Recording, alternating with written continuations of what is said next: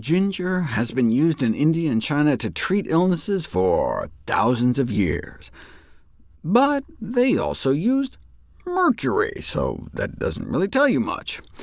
That's what we have science for. But when you see titles like this in the medical literature on the beneficial effects of ginger on obesity, for example, you may not be aware they're talking about the beneficial effects of ginger on fat rats.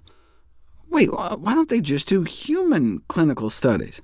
The lack of clinical studies may be attributed to, for example, ethical issues and limited commercial support. Limited commercial support, I can see. I mean, ginger is dirt cheap. Who's going to pay for the study? But ethical issues? We're talking about feeding people some ginger. Studies like this are relatively cheap and easy to do cross-sectional studies, where you take a snapshot in time of ginger consumption and body weight, and you do see that people who are obese tend to eat significantly less ginger, and so they suggest this demonstrates that the use of ginger could have relevance for weight management. But maybe ginger consumption is just a marker of a more traditional, less westernized junk food diet? I mean, you don't know until you put it to the test. A randomized controlled trial to assess the effects of a hot ginger beverage, by which they just meant 2 grams of ginger powder in a cup of hot water. So about 1 teaspoon of ground ginger stirred into a teacup of hot water. That's about 5 cents worth of ginger. And after the ginger, the participants reported feeling significantly less hungry. And in response to the question, how much do you think you could eat?, described lower prospective food intake. Now, the control was just hot water alone, so the participants knew when they were getting the ginger, so there could have been a placebo effect. They considered just stuffing the ginger into capsules to do a double-blinded study, but they think part of the effect of ginger may actually be through taste receptors on the tongue, so they didn't want to interfere with that. Not all the effects were just subjective, though. I mean, 4 hours after drinking, the metabolic rate in the ginger group was elevated compared to control, though in a previous study, when fresh ginger was added to a meal, there was no bump in metabolic rate.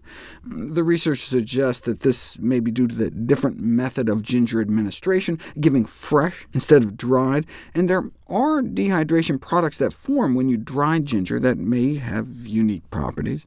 Now, although satiety and fullness were greater with ginger compared to control, the researchers didn't then follow the participants out to see if they actually ate less for lunch. The problem is there's never been a randomized, double-blind, placebo-controlled study of that much ginger and weight loss until now.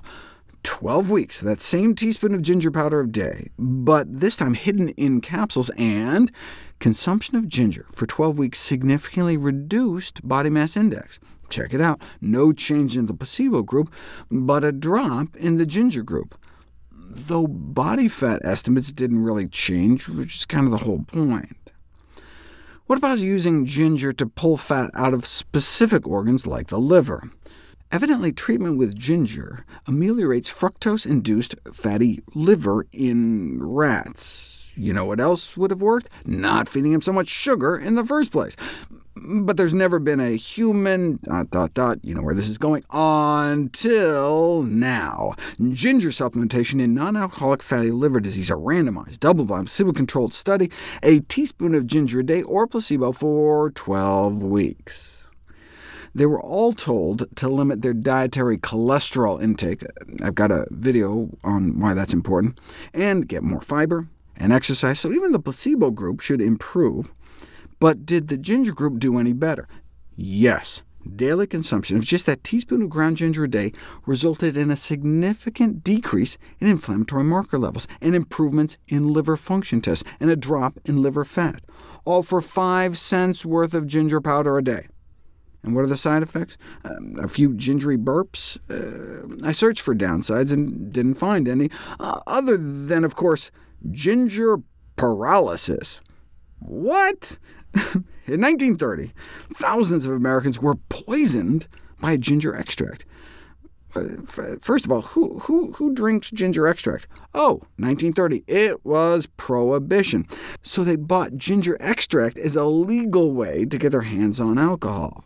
Little did he realize that the bootleggers had been taking advantage of the demand, swapped in a cheaper ginger substitute, a varnish compound, in order to make greater profits. The moral of the story being, don't drink varnish.